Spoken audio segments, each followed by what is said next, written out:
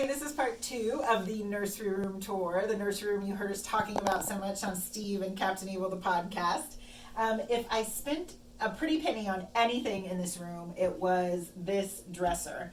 And I went back and forth. Do I go with like a vintage dresser that's wood? Do I spend the money on this? And I just decided I loved the detail on it. And most of all, I felt like if, as Delilah gets older, she does not like this dresser. It's a beautiful piece of furniture that I love regardless and would use somewhere else in the house, like maybe a formal dining room or something like that. So it will transition and grow this. But this is like custom, handmade. It is from Durga Arts Decor on Etsy is how I found it. And they're out of India. So this was handmade there. It did take a long time to get to us. It did stink like glue really bad when it got here, so we had to leave all the drawers open and the windows open for like a week to let it clear out. So thank God baby girl was not sleeping in here at that time. But I'm really, really happy with this purchase. And then the places I did not spend money on were this mirror. We had this mirror in our old house. Nothing special, it's from IKEA, but I dressed it up and made it feel a little more girly by adding the flower swag to it.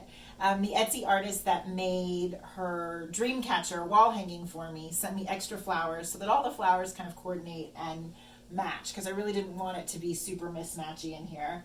I did get a diaper caddy off Amazon just to have everything here easy to grab. Diapers, hand sanitizer, wipes, cream, all that good stuff. I don't want to be opening and closing drawers. I just want to be able to grab and go when you're changing a blowout. That's important. And then her little shelves, floating shelves from World Market. I think I'll probably actually add one more on the top just to put like a big picture since I have the height of the ceiling in here. The labor of love in this room is this shiplap. It's actually not real shiplap. I bought it because I thought that it would be easier than installing full shiplap. They're thin, super thin panels that just kind of snap into each other, and they wouldn't need to be cut because with our high ceilings, they were like just the right height once you put the trim piece on them. What I did not anticipate was all of the nooks and crannies that are in this room made things like this curved edging very tricky. We had to end up, I say we, Steve and road manager Tim had to end up sanding that to get that done. And if you watch the podcast, you heard Steve talk about how I was so picky. I wanted the shiplap painted matte and the trim and the baseboards painted a glossy finish in the same color. So somewhere in this room, he did not do that. He just stuck with matte everywhere. And he's like, see, you can't even tell the difference. And I guess he's right. I can't. So maybe that doesn't matter. But if you're really particular like me, then you want to do gloss on the trim and the baseboards and flat on your shiplap.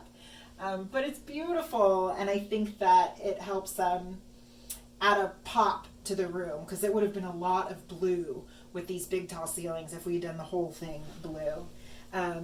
The other thing with the weird nooks and crannies in this room was, what do you do with a rug? I was like, do I run a rug this way? Do I run a rug this way? And nothing felt quite right. So I was like, I definitely need to get some sort of round or asymmetrical, weird shaped rug.